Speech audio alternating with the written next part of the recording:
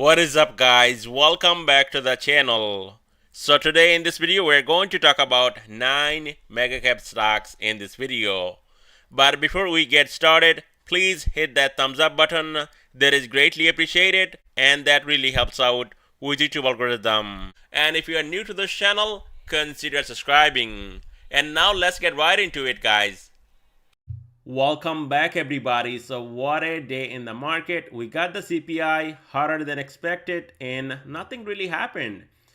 Now Apple stock, we traded Apple today, shorting it close to 182, getting those 180 puts, and I'm going to share that trade with you guys a little bit later. But let's talk about Apple. We saw a pullback on Apple after getting up to 182.34, a pullback down to where? 5-day moving average right here, which is rising around 179, exactly low for the day. And this is where I sold out completely on Apple stock. And then Apple stock ran back up and now holding 180. As a matter of fact, now trading at 181. So Apple tomorrow, 180 will be a key level to watch. And below that, we also have to put down here 179. 5-day moving average, and then 50-day moving average right here, 178, 177. So we have a lot of support here on Apple stock. Apple can stay above 180, and this gap, we talked about it yesterday, now closed here on Apple stock, and Apple can hold 180. The next stop, 183 on Apple stock. Below 180, 179, 178, 177, and then all the way down here, 175, 20-day moving average on Apple stock. And here's my X account, and if you're on there, definitely give me a follow. Now here's some plays that we took today, and Apple was definitely one of them, and that one really paid well. Shorting it just close to 182, and then what happened? Dumping, getting under 180, and then I sold even runners, everything all out. Triple Q shorting above 372, and then what happened? Taking profit, and this one also almost going in the money. I think low for the day was 368 and some change. Now if you want to get setups like these, and these are just daily trade ideas. If you want to get my swing trade ideas, 3 days of live trading, and definitely if you're serious about trading, check out the link below down in my description for Patreon. And once you join, you can do a lot of things, and especially if you're watching my channel for a long time and still thinking, well, all I can say, it's worth every penny, guys. On Google, stock is down 1%, but nothing big, holding 140. And look at this, guys. Let's put all these volume here on Google stock, and we got nothing pretty much up here. So air is thin right here, and Google stock can definitely hit a new all-time high above 140. So keep that in mind before shorting Google stock. Now also, this thing was getting really frothy, overextended. We got a pullback, but it's holding right here.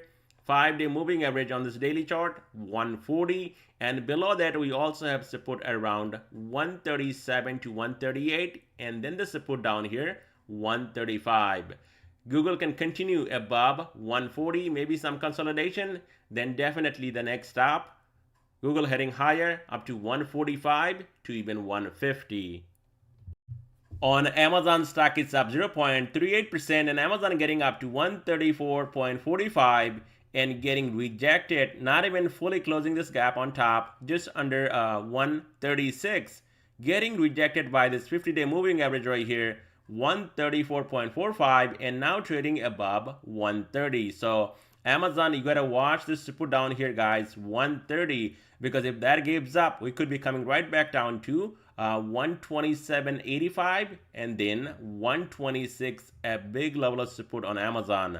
Now Amazon can continue above 130, then watch out for a retest back up to 50-day moving average right here, 134.45, and then the gap above 135.20. We also have strong resistance at 138. On Tesla, stock is down 1.5%, and Tesla now losing this support 262 and holding above 256 white line, 20 SMA on this daily chart. Now we do have a lot more support below 256. We have 252 and then 50-day moving average right here, 250. And if that gives up, then watch out for a big dump off all the way down to 240 to 241 on Tesla. But so far, it's a big run up on Tesla. Just coming back, market sold off also. We got a hot CPI today. As long as Tesla above 252, we could see a run up before the earnings back up to at least, I would say, right here to this previous high around 268 and possibly up to even 274 to this upper Bollinger Band on this daily chart.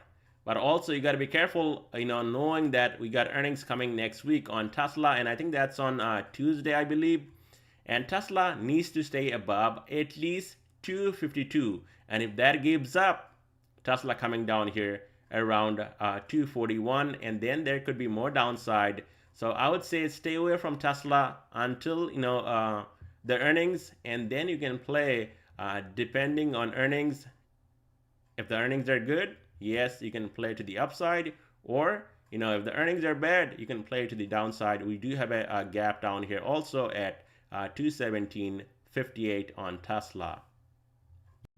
On Meta, it's down just over 1%, nothing big, but we lost the support 326, and now we have a new support 5-day moving average right here on this daily chart, sitting close to 322, and this 5-day moving average slowly, but it's going to rise every day, and it could be somewhere around 322 tomorrow morning. So this is where I'll be looking for a support on Meta below 326, around 322, and then a dump off if that breaks right here all the way down to 316. We also now have support down here around 310 and then 305, and that would be a retest of this breakout if this is a real breakout on Meta. Now look at this, guys. Air is thin right up here on Meta, nothing pretty much here. So if this thing can stay above, I would say 316, definitely, we got some earnings coming on Meta very soon this month. This thing can definitely hit a fresh new all-time high. So, if you're shorting Meta right here, I mean, today was a nice day, but I would not short Meta at this point because of earnings coming very soon on Meta. And if this thing can actually stay above, like I said, 316 to maybe 326, you're going to see Meta going all the way up to 344.43. The only time this thing breaks below 300, you're going to see a lot more downside, and it's too far away from 300 right now. So I don't see it's happening unless they come out with bad earnings. Then yes, anything is possible. So Meta, now watch 326. That would be a resistance to watch tomorrow, and support 322, 316, 310, 305. 326 breaks, maybe some consolidation next few days. You're going to see Meta all the way up here around 344. On Microsoft, it's down 0.38%, nothing big, and look at this retest. And we talked about it last night. If you bought the dip here today on Microsoft, you made money on this retest. It was holding and then went back up to 333.63 and now holding above this breakout right here. So 328 will be a key level to watch, and only if that breaks, watch down here 325, 322, 316. Above 328, watch out for a move up to 336 to this upper Bollinger Band, and then 339, and then the gap above right here just under 346. On Nvidia, stock slightly up on the day, 0.30%, nothing big. It was getting far too overextended, trading above upper Bollinger Band, which is sitting at 472, and the stock was trading at 476. We saw a pullback. Now we got a doji indecision candle on Nvidia. So now we have support 460, and if that gives up, things can change. Watch out for a drop down to 449 to 450, and then 20-day moving average right here, 438, 420. All these are levels to watch on a pullback. Above 460. Still, Nvidia can move all the way up to 482.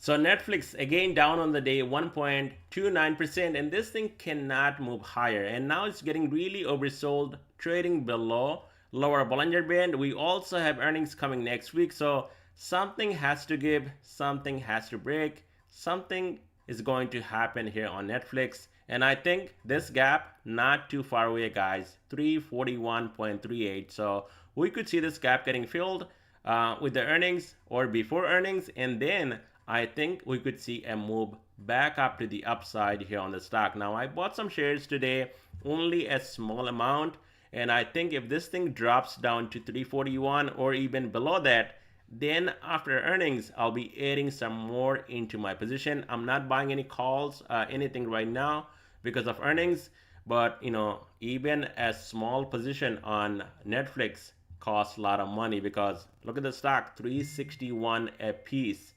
So going into tomorrow, guys, on Netflix, we got nothing down here. Also took out daily 200-day moving average right here. It's not on my screen, but it's out. The next stop, this gap, 431.38 to the upside, and the only way up, breaking above right here, daily 200-day moving average right here, and that is around 366. And then watch out for a move up to 376. And we can possibly talk about more upside once we get up here at 376 on Netflix. So on AMD, again, my charts are not showing up on Webull, so I'm using something else for now. In AMD, we got a massive rejection after getting over 110 and getting rejected and coming down and holding right here around 108. Now, we got no big pullback on AMD. A big pullback and a retest of this 50-day moving average right here, that would be down here around 106, and that would be a dip buy on AMD on a pullback. I would not go and chase AMD right here. Wait for a pullback at least down to 106, and if you're lucky and this thing gets down to this breakout channel right here, and that would be around 103, that's gonna be a better entry on AMD to go long on it. Now above 110, definitely at some point you're going to see AMD filling this gap just below 116. And that's all I have for you guys in this video. Thank you so much for watching.